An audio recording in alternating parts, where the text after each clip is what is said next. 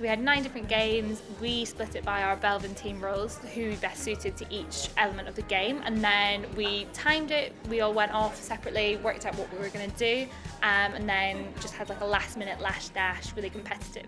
The objective will be for each team to get as many jigsaw pieces as possible. The first task, before I explain any more, would be each team to work out who their coordinator is going to be.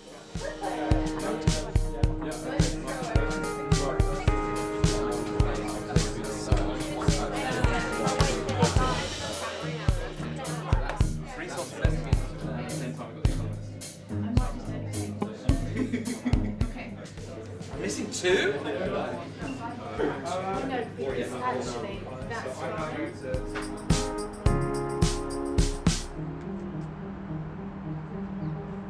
I need to get through in 10 minutes, all of you to go through the mat. You're blindfolded, I can't speak to you, and all I need is to direct you with that. I did the shepherding game, which was for Shaper, which was great. I had a whistle, I had to get everyone rounded up, they were blindfolded, a bit chaotic, but really good fun.